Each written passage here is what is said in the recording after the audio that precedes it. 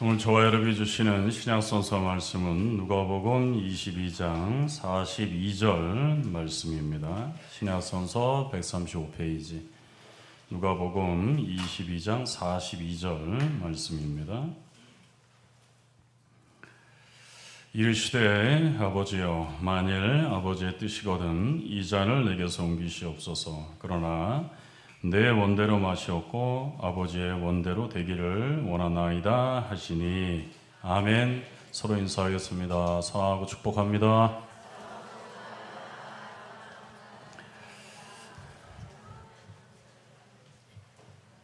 할렐루야 성가대 12시까지 찬양 들었으면 좋겠습니다.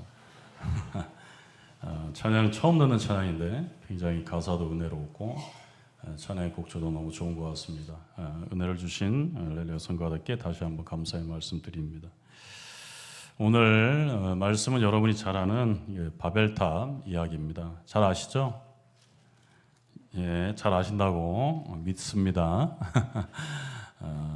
이 바벨탑 이야기는 배경적인 것 짧게 한번 말씀드리면 높이 쌓았다는 데 있잖아요. 그죠? 어느 정도 높이 쌓았죠? 하늘에 닿을 정도로 오늘 여기 표현을 보면 이렇게 되어 있습니다. 근데 이 하늘을 닿게 인공적으로 탑을 쌓았다는 뜻입니다. 이거는 왜냐하면 당시에 사람들이 신이 있는 곳을 어디라 여겼을까요? 산으로 여겼습니다. 예. 그래서 이 산에 가면 누구를 만날 수 있다? 신을 만날 수 있다. 이게 고대 중요한 사상이었습니다. 성경도 여기서 크게 다르지 않죠. 왜냐하면 우리 그 출애굽 1세대들이 출애굽하고 처음 하나님을 만난 곳이 어디입니까? 예, 시내 산에서 하나님을 만나게 되는 겁니다. 그래서 고대 사회 배경을 성경이 보여주죠. 그래서 이 하늘이라는 곳은 하나님이 거하시는 곳, 이게 신이 거하는 장소, 그게 바로 이 하늘이었다 이런 뜻입니다. 그런데 이 창세기 11장을 보게 되면 인공적으로 이 산을 쌓는 사람들이 나왔다. 그게 탑을 쌓은 사람들입니다. 그래서 이 사람들이 이 탑을 쌓은 목적이 뭐냐를 우리 4절을 보면 탑 꼭대기가 하늘에 닿게 하기 위했다 이렇게 말합니다. 하늘은 뭐라 그랬죠?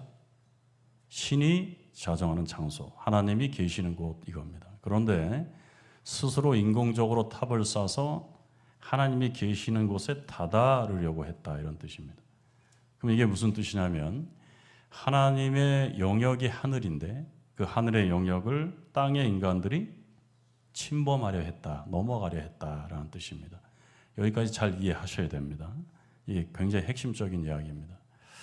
그러면 하늘에 닿게 해라라는 뜻이 뭐냐라는 겁니다. 여러분이 이 창세기 11장의 내용을 바벨탑 이야기만 뚝 떼서 보는 게 아니고 이 바벨탑 이야기에 대조되는 사건이 뭐냐면 그게 바로 창세기에 보면 1장에 나오는 하나님의 창조 기사입니다. 무슨 뜻이냐면 하늘의 뭐랄까요? 정한 범위를 인간이 넘어가려 했다 이런 뜻입니다. 하나님이 되려 했다 이런 뜻입니다. 다른 말로 하면. 근데 이 뜻은 뭐냐면 하나님이 세우신 질서의 범주를 넘어가려 했다는 뜻입니다. 그럼 이 질서란 뭐냐? 이런 건데요. 그게 창세기 1장에 나오는 겁니다. 창세기 1장을 보면 하나님이 이 세상에 창조하실 때 어디서부터 창조했다 말씀하죠? 흑암으로부터 빛을 창조하셨다 이렇게 말합니다. 흑암은 카오스라는 뜻입니다. 어떤 뜻이냐면 뭐랄까 혼돈이라는 뜻입니다. 무질서입니다. 무질서의 상태에서 창조하신 것이면 질서를 만드셨다 이런 뜻입니다. 이건 처음부터 너무 어렵게 얘기하는 것 같아요. 그런 겁니다. 그래서 핵심은 뭐냐면 질서에 있는데 무질서에서 질서를 창조한 것이 창조 질서였다. 이거. 그래서 우리가 첫째 날부터 여섯째 날까지 이야기를 보면 첫째 날부터 셋째 날까지는 어떻게 해요? 경계를 나눠요. 하나님께서.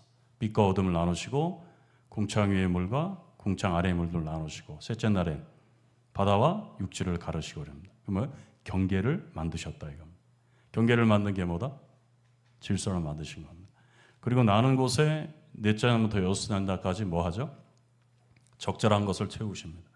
물고기는 어디 있어야 되죠? 물속에. 땅에 있으면 죽습니다. 이겁니다. 그래서 하나님이 정한 영역 속에 하나님이 창조하신 것을 이렇게 둡니다. 그럼 이게 무슨 뜻이냐면, 종합하면 어떤 뜻이냐면 우리의 삶에는 경계가 있다 이겁니다. 우리가 지켜야 될 영역이 있고 우리가 넘지 말아야 될 선이 있다 이런 뜻입니다. 이게 뭐다? 이게 질서다 이런 겁니다. 근데 오늘 본문을 보게 되면 이들이 이 질서를 넘어서려 한 겁니다. 이겁니다. 예. 그래서 우리가 그 잠언 22장 28절을 보게 되면 내 선조가 세운 옛 지계석을 옮기지 말라 이런 말이 있습니다. 옛 지계석은 여기서 배경적으로 말하자면 이스라엘 백성의 땅의 영역입니다. 근데 여러분 여호수아를 보면 하나님이 가나안 땅을 정복하고 땅을 분배하시죠. 그죠?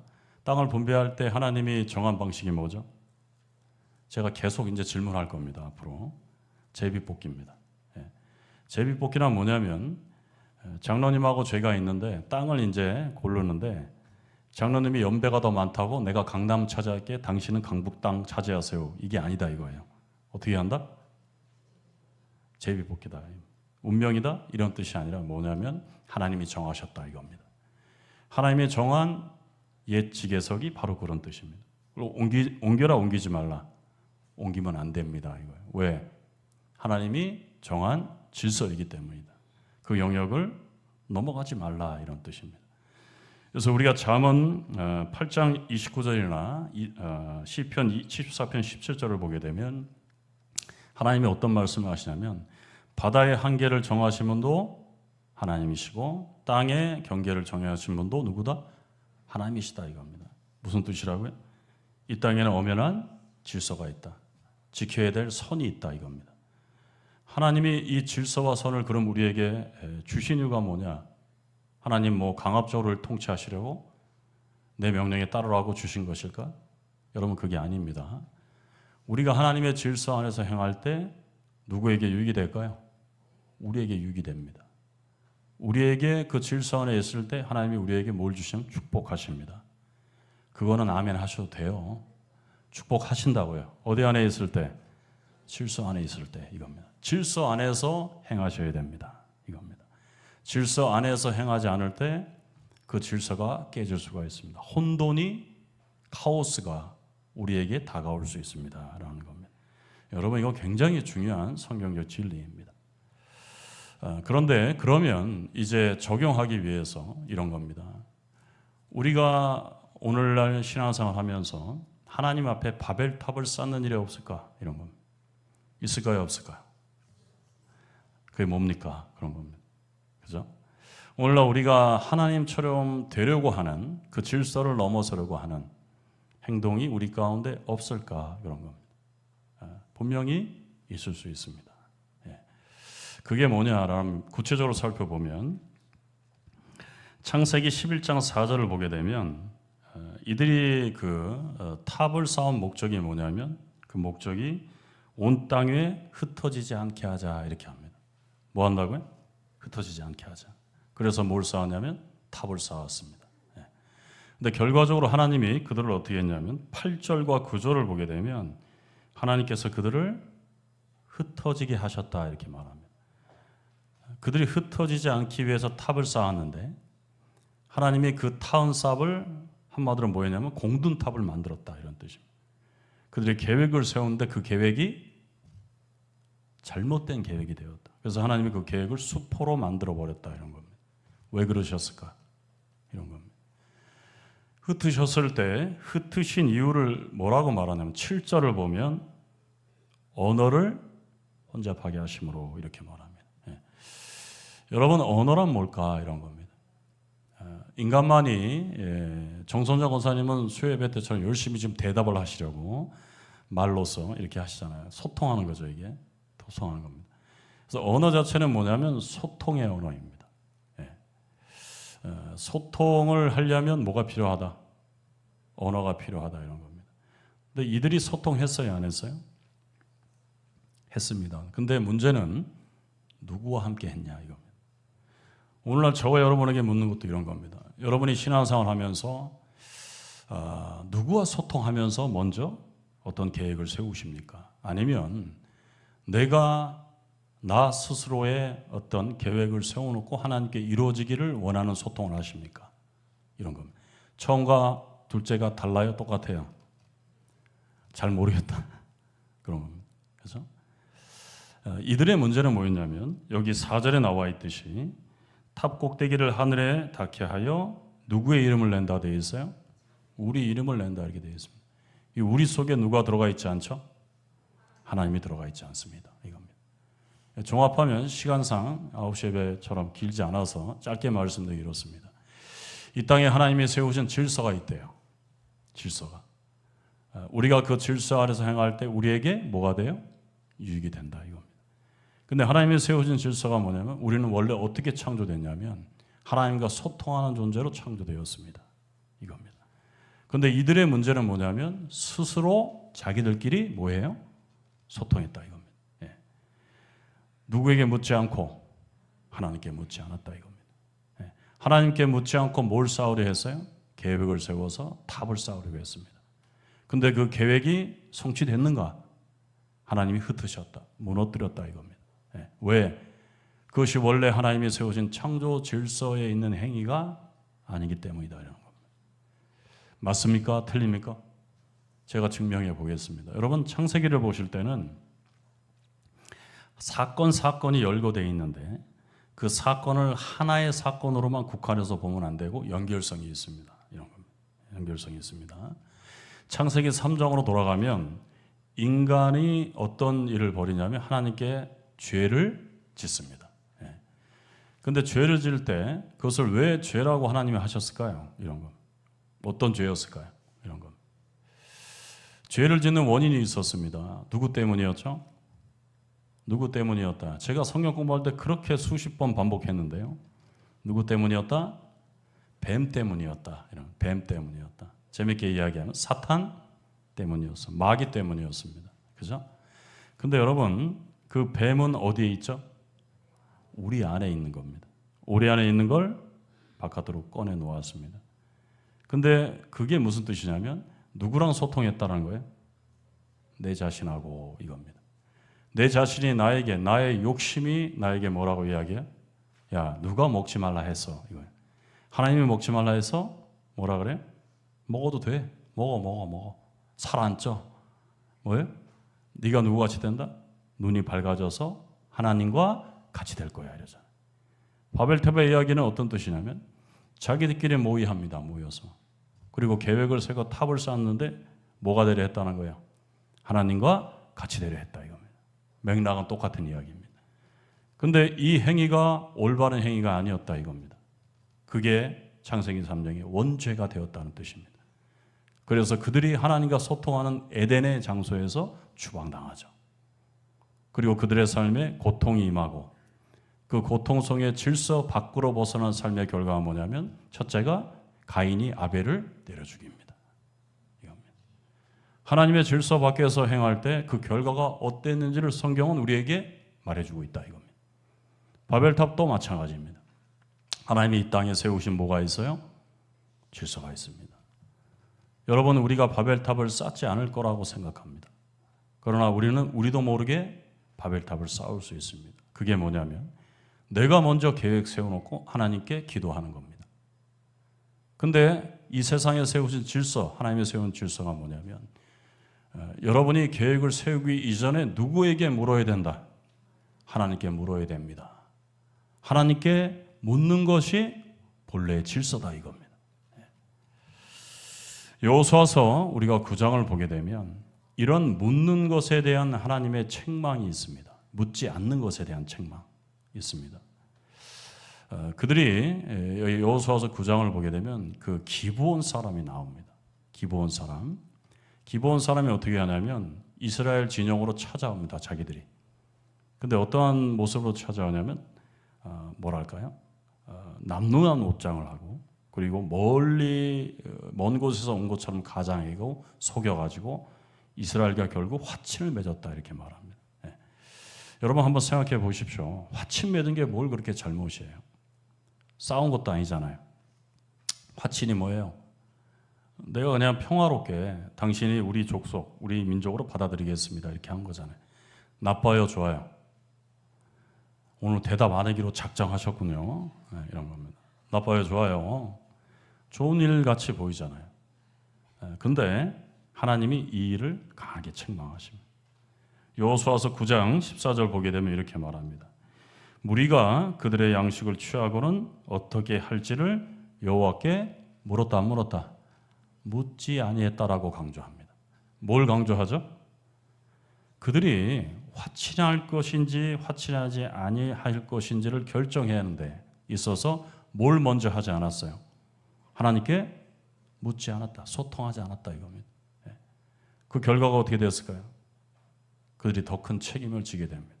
그리고 나중에는 그 기브온 족속 때문에 전쟁에 휘말리게 되죠. 우리가 히스기야 왕 남유다 시대로 돌아가게 되면 여러 말들이 있지만 또 하나의 이야기가 있는데 남유다가 나라가 위기에 처하게 됩니다. 히스기야가 통치할 때입니다.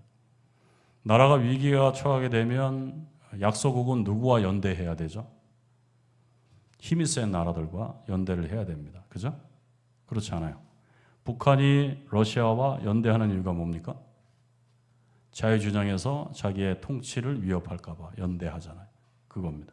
지혜 있는 겁니다, 사실은. 히스기야도 그렇게 한 겁니다. 아수르라는 큰 대국이 우리나라를 위협하니까 힘 있는 나라에게 도움을 요청한 겁니다. 연대를. 그게 바로 애굽이었다 이렇게 말합니다. 잘한 거예요? 못한 거예요? 잘했잖아요. 오늘 뭐 식사 안 하고 오셨습니까? 어떻다고요? 잘한 거예요? 못한 거예요? 잘했잖아요. 근데 중요한 것은 하나님이 이사야 선지자를 통해서 그들을 강하게 책망합니다.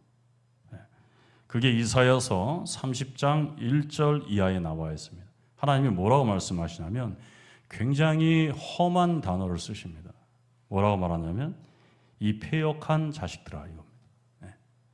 그 정도로 이스라엘이 잘못했어요. 남유다가 자신의 나라를 지키려고 강한 나라와 연대했는데 하나님이 왜 그것을 패역한 자식이라고 말할까요?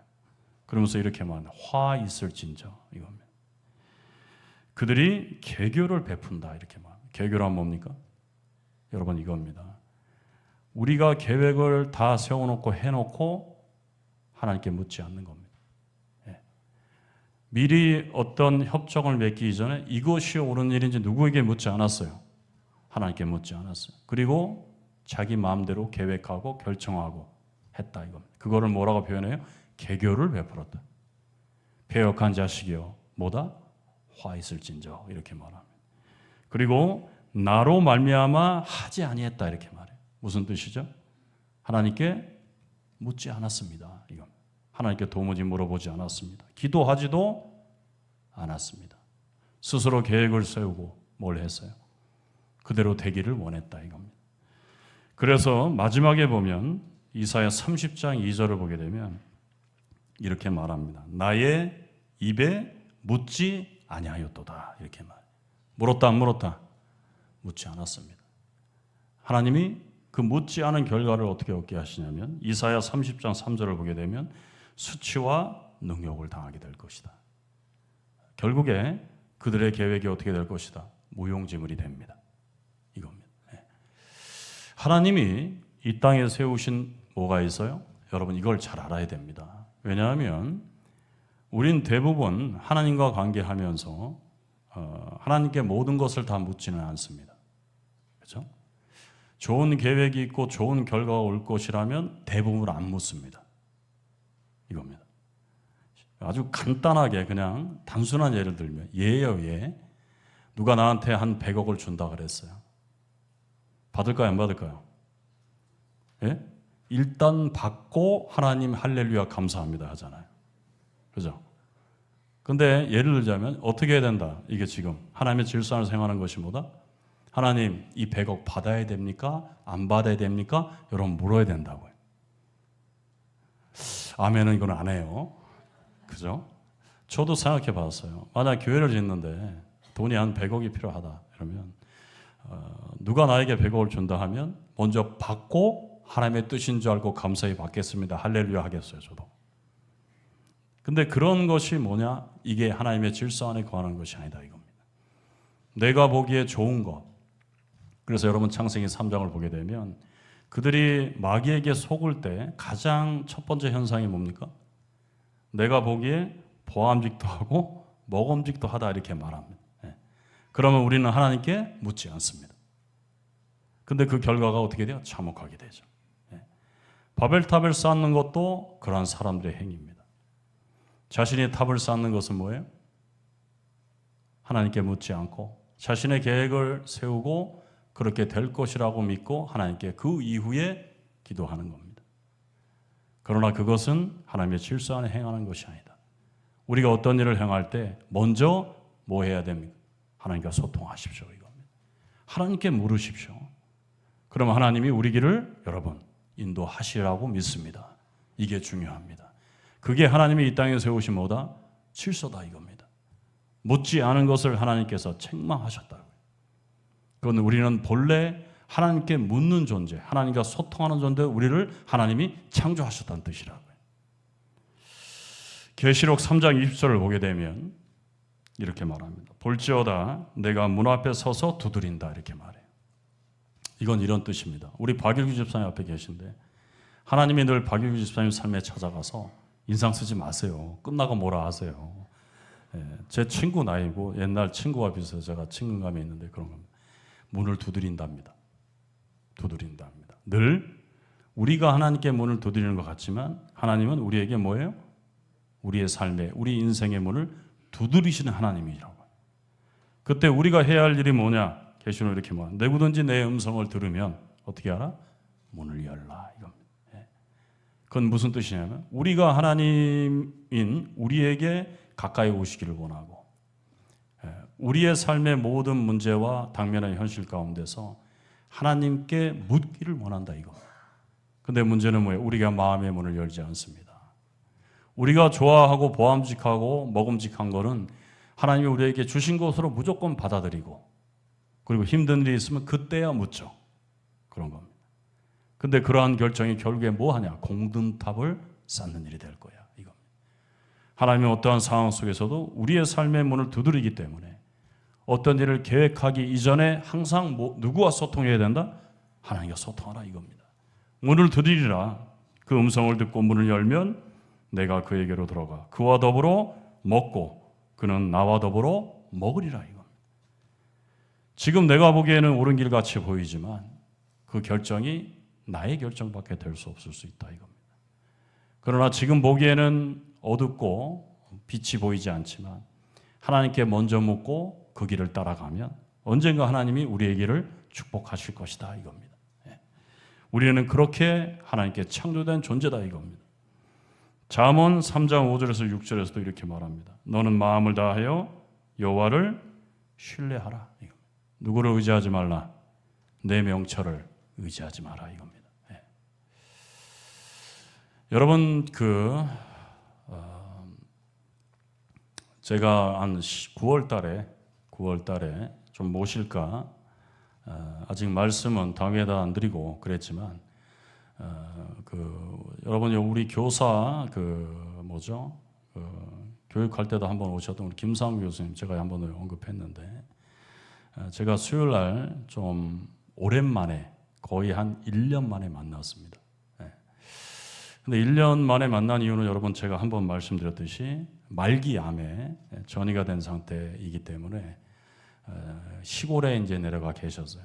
이렇게 안식년을 1년 하고 시골에서 혼자 조용하게 이렇게 계셨었습니다. 이제 올라오신 겁니다. 그 1년 동안 뭐 했는가 궁금하잖아요.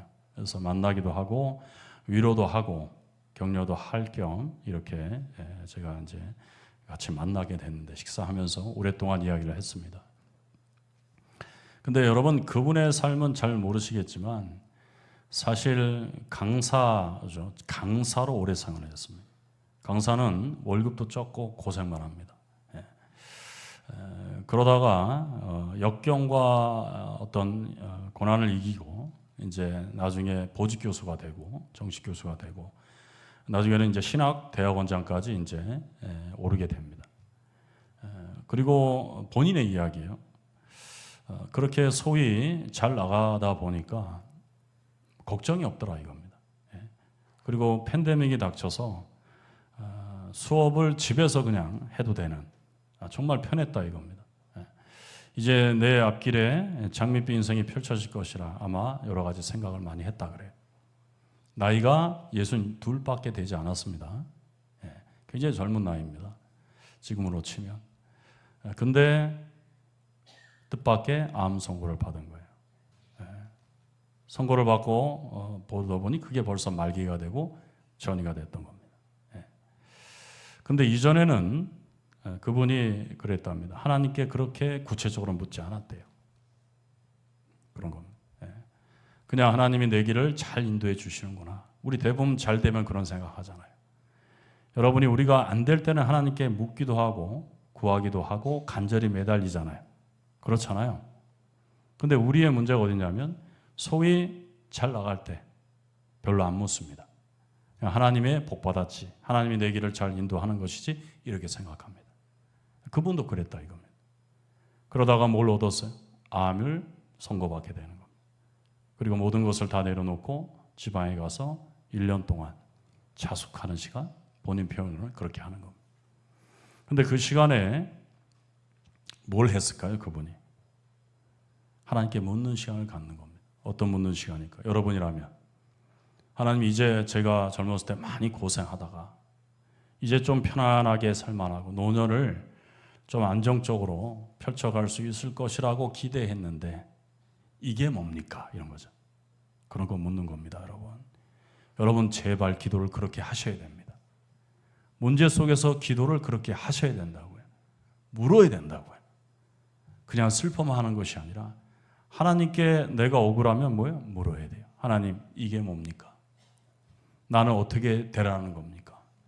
내가 아직도 60 초반밖에 안 됐는데 세상을 떠나야 됩니까? 이런 것을 깊이 묻는 겁니다. 그리고 몇 년을 지난 거예요? 1년을 가는 겁니다. 그래서 제가 1년 전에 만났을 때는 그분이 원래 울지 않는 분이에요.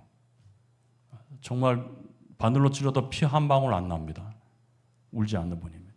설교 때도 절대 울지 않는 분입니다. 기도할 때도 한 번도 운 적도 없는 분입니다.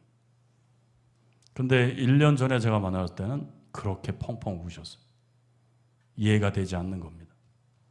하나님이 왜 이렇게 나를 하셨는지 도무지 이해할 수 없는 겁니다. 그리고 1년 동안 하나님께 묻는 시간을 갖습니다. 그리고 제가 1년 만에 만났습니다. 근데 그분이 얼굴이 이전보다 완전히 바뀌었어요. 제 표현은 뭐냐면 천사의 얼굴 같다. 그렇게 했습니다. 지금 암이 났을까요? 낫지 않았습니다. 그런데 마음은 평온하다 이겁니다. 왜? 하나님이 물어보진 않았지만 답을 줬다 이겁니다. 그게 뭔지 모르겠습니다. 모르니까 하나님이 뭐 하셨다? 그 길을 인도하셨다 이겁니다. 어떤 답인지 앞으로 그분의 삶이 어떻게 펼쳐질지 저는 알 수 없습니다. 그러나 중요한 건 물으면 하나님은 답을 주시고 그 물음에 따라 하나님이 우리 길을 지도하시고 인도하신다는 사실을 여러분 기억해야 될 줄 믿습니다. 그분이 그러한 삶 속에서 다시 이번 학기 때 복학하시면 다시 교수로서 생활을 하시기로 작정하셨습니다. 다 대부분의 사람들, 모든 교수들이 못 올 것이다. 이제 교수 생활 못할 것이다 했습니다. 그러나 그 예상을 깨죠. 여러분, 우리가 삶을 살아갈 때는 항상 하나님과 동행한다는 것이 뭐냐면 우리의 삶이 결코 늘 말씀드렸잖아요. 쉽지 않습니다. 어렵습니다. 그렇죠? 그 어려움을 헤쳐나가는 것이 믿음의 삶입니다. 그럴 때 여러분 그 어려움이 하나님과 소통할 수 있는 기회가 되어야 됩니다. 하나님께 물을 수 있는 기회가 되어야 된다고요. 그 하나님께 물을 때마다 하나님이 우리를 통해서 역사하신 하나님을 여러분이 만나게 될 줄 믿습니다. 우리가 잠언을 보면 잠언 16장 3절에 보면 너의 행사를 누구에게 맡기라? 여호와께 맡기십시오 이겁니다. 그리하면 내가 경영한 것이 이루어지리라 이겁니다. 잠언 3장에서 5절의 말씀도 너는 마음을 다하여 여호와를 신뢰하고 내 명철을 의지하지 말라. 하나님을 우리의 삶 속에서 범사에 늘 인정하라는 겁니다. 인정하라는 것이 뭡니까? 늘 하나님께 묻고 하나님의 우리의 길을 지도하심을 받으라 이겁니다. 하나님께 묻지 않으므로 지도를 받지 못하죠. 우리가 스스로 계획을 세우고 하나님 앞에 그 계획이 온전함을 내 스스로 주장하고 그 계획대로 해 주시옵소서 기도하는 것이 아니라 우리가 어떤 계획을 세우기 이전에 하나님께 먼저 기도로서 물으라 이겁니다. 그러나 하나님이 우리의 길을 하나님의 뜻대로 그 길을 인도해 주신다는 겁니다. 그래서 여러분 이 창세기 11장 보면 바벨탑 이야기잖아요. 근데 12장에 가면 어떤 이야기가 나옵니까? 아브라함의 이야기입니다. 예. 아브라함의 이야기가 왜 하필 12장에 나올까? 연결성이 있습니다. 뭘 하려고? 대조하라 이겁니다. 무슨 대조를 하냐? 11장 바벨탑의 이야기는 그들이 스스로 자기들끼리 모여서 하나님과 소통하지 않고 스스로 계획을 세워서 뭔가를 이루려고 했다 이겁니다.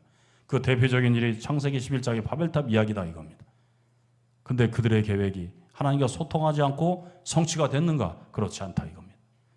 그러면 이제 우리는 어떤 삶을 살아야 되는가? 그 모델 익산불이 바로 아브라함이라는 뜻입니다. 여러분. 서로 근데 중첩되는 단어가 있습니다. 11장과 12장에 보면 이건 중요하기 때문에 꼭 말씀드려야 됩니다. 그건 이름이라는 뜻입니다. 이름. 다시 말해서 바벨탑을 쌓은 사람들은 스스로 자기들끼리 모여 자기들과 소통하며 누구의 이름을 내려 했다? 자기 이름을 내려 했다 이렇게 말합니다. 그게 창세기 11장 4장에 보면 우리 이름을 내라 이겁니다. 내자 이겁니다. 떨치자 이겁니다. 됐어요? 안 됐어요? 안 됐다 이겁니다. 왜? 하나님께 묻지 않았기 때문이다 라는 겁니다. 그러나 이 이름이란 단어가 창세기 12장 22절을 보게 되면 또 나옵니다. 이렇게 표현합니다. 내가 내 이름을 어떻게 하리라? 창대케 하리라 이겁니다. 누가 했습니까? 하나님이 했답니다. 왜 그랬을까요? 아브라함은 바벨탑을 쌓은 사람들과 같이 하지 않았다 이겁니다. 그는 늘 누구와 소통했다? 하나님과 소통하는 사람이었다. 그는 부족했습니다. 실수했습니다. 자기 뜻대로 한 적도 있었습니다. 그러나 그는 늘 하나님과 뭐 했어요? 소통했습니다. 하나님께 물었습니다. 그리고 그 길에 인도하심을 받는 삶을 아브라함이 살았습니다. 그러자 하나님이 그의 이름을 어떻게 하셨어요? 시작은 미약해도 끝은 창대하게 만들어 주셨다는 뜻입니다. 여러분, 바벨탑과 아브라함의 이야기는 그렇게 대조되는 겁니다. 다시 종합합니다. 여러분, 하나님을 우리 삶의 주인으로 모시십시오. 여러분의 계획을 먼저 세우지 마십시오. 여러분의 계획이 있다면 그 계획이 옳은 계획인지 아닌지를 누구에게 먼저 물으십시오? 하나님께 물으십시오. 하나님과 소통하도록 우리는 원래 창조받았기 때문입니다. 그걸 알아야 됩니다. 우리가 신앙의 기본도리 많이 배우죠. 믿음과 사랑 어떤 거 많이 배웁니다. 그러나 성경은 창세기 시작하는 부분부터 우리에게 뭘 가르쳐주냐면 신앙에는 기본도리가 있대요. 그게 뭐냐면 여러분의 삶의 문을 늘 두드리는 하나님께 먼저 계획을 세우기 이전에 하나님께 그 계획이 옳은지를 하나님께 물으라 이겁니다.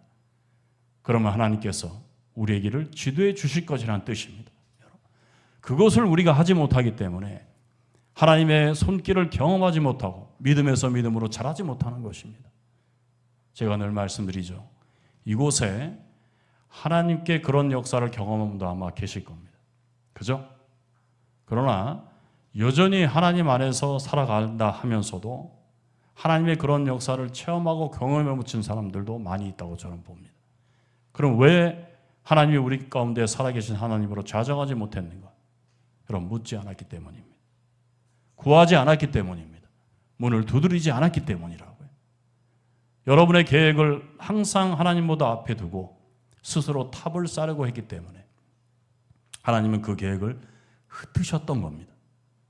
이제부터 여러분 작정하셔야 됩니다. 어떤 계획을 세우든지 여러분의 계획보다 누구를 먼저 신뢰하십시오? 하나님을 신뢰하십시오. 그리고 하나님께 여러분 기도하십시오. 그러면 하나님께서 그 길을 하나님의 뜻대로 우리에게 복과 유익이 되게 하나님이 인도해 주실 것입니다.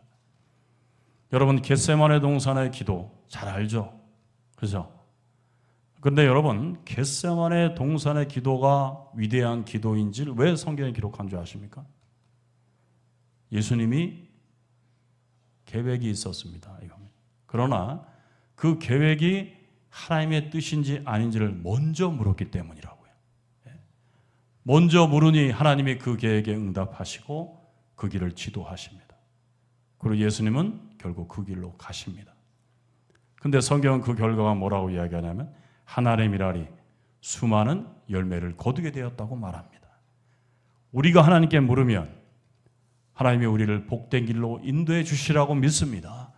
묻지 않기 때문에, 구하지 않기 때문에, 우리의 계획을 하나님보다 앞서 놓기 때문에 우리가 하나님의 지도를 받지 못하는 겁니다. 하나님의 세우신 질서가 있습니다. 이제부터 여러분 하나님께 모든 것을 물으시기 바랍니다. 하나님께 구하면 하나님의 그 구함에 응답해 주시는 하나님으로 우리 가운데 함께 하시는 것입니다. 여러분의 인생의 삶의 주관자가 하나님 되심을 깨닫고 늘 하나님과 소통하는 저와 여러분 되기를 원합니다. 구하십시오. 기도하십시오.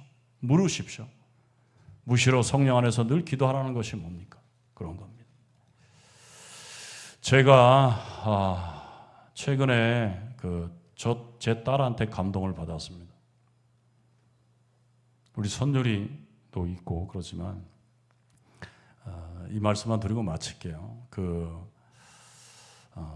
제가 청소년부 그때 한번 여기 앞에서 발표하는 거 보고 청소년기 지금 가장 질풍노도의 1위는 선율이다 이런 생각이 들었고 2위는 저희 혜인이다 이런 생각이 들었습니다. 동의하십니까? 예, 동의 안 하셔도 됩니다. 그렇습니다. 근데 제가 왜 그런 얘기를 하냐면 제 딸 이야기를 하는 게 아니고 아버지와 자녀와의 관계를 제가 경험하면서 하나님과 우리와의 관계를 제가 유추해 보았기 때문입니다. 예. 근데 저희 어렸을 때 제가 가끔 말씀드렸지만 제가 행복했던 이유가 뭔가 이렇게 가만히 보면 딸이 뭐 공부 잘하고 이런 게 아니고 뭐냐면 항상 제 방문의 문을 두드리고 들어온다 이겁니다. 심지어는 어떻게 들어온다 그랬어요? 발로 문을 빵 차고 아빠 뭐해? 이러고 설교 준비하고 있는데 예, 그렇습니다. 근데 제가 늘 말씀드렸죠. 기뻤을까요? 화가 났을까요? 기뻤습니다. 이겁니다. 근데 이 애가 컸습니다. 질풍노도의 시기를 겪고 있습니다. 중학생이잖아요. 그죠? 근데 그러면서 점점 뭐가 뜸해져요? 내 방문을 두드리지 않습니다. 횟수가 줄어드니 아예 이제는 찾아오질 않아요. 최근까지. 그러니까 마음이 어때요? 공부는 하고 있기 때문에 안 오지만 마음은 어때요? 속상해요. 정말 그렇더라고요. 우리 따님 계신 박장님 잘 아시겠지만 미리 키워보셔서 그런 겁니다. 근데 최근에 혜인이가 좀 바뀌었어요. 뭐냐면 식탁 교제를 하려고 합니다. 저하고 밥을 먹을 때 아무 말도 안 했거든요. 그 전까지는. 서로 밥만 먹는 거예요. 제가 물어보면 뭐라 그래요? 또 물어보면 이러고 계속 밥만 먹고 또 방으로 들어가고 이래요. 박유주 집사님 저를 위로해 주시기 바랍니다. 그랬다. 근데 최근에는 애가 변했습니다. 뭐냐면 자기의 문제를 갖고 저랑 대화를 시도합니다. 네. 근데 핵심은 뭐냐면 문제라는 데 있습니다. 기쁜 일이 아니라 뭐예요? 고민되고 어려운 일, 문제가 되는 일을 갖고 저한테 고민거리를 갖고 오는 겁니다. 갖고 오죠. 힘들죠. 그렇게 되면 만약에. 대화가 좋은 거 갖고 대화하면 좋은데 자기가 고민되는 일을 갖고 대화합니다. 근데 중요한 게 뭡니까? 저는 마음이 너무 기쁩니다. 문제를 갖고 좋은 일을 갖고 대화하는 걸 싫어하는 게 아니라 자기가 고민하고 문제 덩어리를 나한테 안기는 말을 하고 있는데 제 마음은 어떻다? 기뻐요. 왜? 제 딸이 저하고 소통을 시작했기 때문이라고요. 제가 그걸 보면서 느끼는 게 뭐냐면 하나님도 그러십니다. 여러분은 누굽니까? 하나님의 자녀입니다. 여러분 하나님의 방문을 늘 두드리십시오. 하나님은 여러분의 그 방문을 기뻐하신다고요. 어떤 문제를 갖고 온다 할지라도 하나님은 여러분의 소통하심을 기쁘게 여기시는 하나님이시라고요. 그리고 그 문제를 통해서 여러분과 깊이 교제하시고 그 문제의 해결점을 여러분에게 제시하시고 여러분이 걸어가는 그 길에 모든 것을 다 해결하는 것이 아니라 여러분이 그 문제를 스스로 해결할 수 있도록 능력을 주시고 용기를 주시고 힘을 주시는 분이 하나님인 줄 믿습니다. 그런 관계를 맺고 살아가는 것이 믿음의 삶의 이야기입니다. 스스로 답을 찾지 마십시오. 인생의 계획이 있다면, 헤쳐나가야 될 난관이 있다면 먼저 하나님과 소통하십시오. 하나님과 소통할 때 하나님이 우리의 길을 지도하시고 인도해 주시려 믿습니다. 그런 하나님이 우리 살아계신 하나님이에요. 잘 활용하십시오. 없는 하나님으로 믿음으로 동행하지 마시고 살아계신 하나님으로 여러분과 함께 동행하실 수 있는 저 여러분의 신앙 되시기를 주님의 이름으로 축원드립니다. 감사합니다. 하나님, 오늘도 살아계신 하나님 앞에 이렇게 나와 예배하는 하나님의 사람으로 세워주시는 은혜를 감사를 드립니다. 우리 가운데 역사하시는 하나님은 미쁘시고 거룩하신 하나님인 줄 믿사오니 우리가 어떤 삶의 정황 속에서도 하나님을 찾고 구하는 하나님의 사람으로 이 땅의 생애를 살아갈 수 있도록 하나님 인도하여 주옵소서. 예수 그리스도의 이름으로 기도하옵나이다. 아멘.